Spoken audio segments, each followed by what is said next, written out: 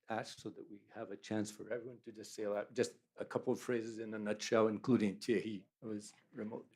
From a civil society perspective, I think that we have the power to connect the public policy with the statistics and to try to make it the things that we haven't seen. I think that the statistic invisibility theory that Black communities have developed in Latin America, especially, should be pushed to show how statistics invisibility for indigenous and for many other vulnerable populations need to be reflected so that they can be part of the public policies. Thank you. Thierry, would you like to add a bit to this last conversation? Can you hear me? Yep. Well-known phenomenon to whoever has participated in it. So I'll quickly move to Fernando and then Alison, give you a chance to come back. Okay. Thierry. I think a very important tool to discuss these public policy issues are spaces like this, because you can share with other organizations and also with your peers. That's what we are doing in the ILAC digital agenda, and it worked very fine. So I think we have to do more seminars like this. Thank you, Fernando. Alison. Thank you. That's such an important question. I think just on the two sides, I think we need to understand that for many parts of the world, in Africa, for example, if we're talking about digital inclusion, we're not talking about infrastructure at various levels. If we're talking about digital inclusion, and I'm even talking about 3G, but certainly across the continent, we have almost full coverage. In most of the countries, least developed countries, we have full coverage. Rwanda, for example, we have 99% coverage, and yet we only have sort of 15, possibly now up to 20%, but low of the critical mass that you need in order to get the network effects that are beneficial to society. So we do have an infrastructural problem in some areas, and there we need to address, you have to have completely new models. Exactly as Carolina said, we have to allow new forms of low-risk experimentation, allow people to come and provide alternative technologies and things. Getting down to 2% with GSM technologies in many of our, it's just a tension that is impossible to bridge. So we've got to find public access mechanisms. We know during COVID that public access is a challenge. So how do we get forms of universal connectivity within homes, within schools, etc., that will provide an alternative access model that is affordable? Thank you, Alison. Thierry, another try? Can you hear me? Hello? No. Sound. Anyway, would wrap it up, and you can all see Thierry on the screen, an active participant of our conversation. So once again, thank you very much. I think this has been a very rich panel, and we can perhaps break for lunch at this point. Thank you very much for everyone.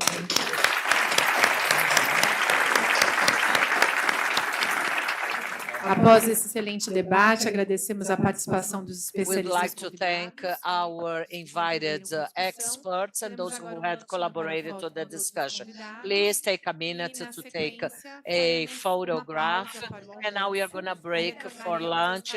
And please be back at 2:30 with the main session, Digital Health and the Impact of AI. Please take with you all your belongings, and in case you need, there is a clock room right at the exit, and please save your badges for later today and tomorrow. Okay, enjoy your lunch and see you later. Bye.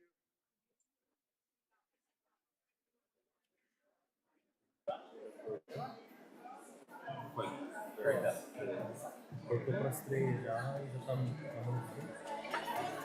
Tá com áudio da mesa, né?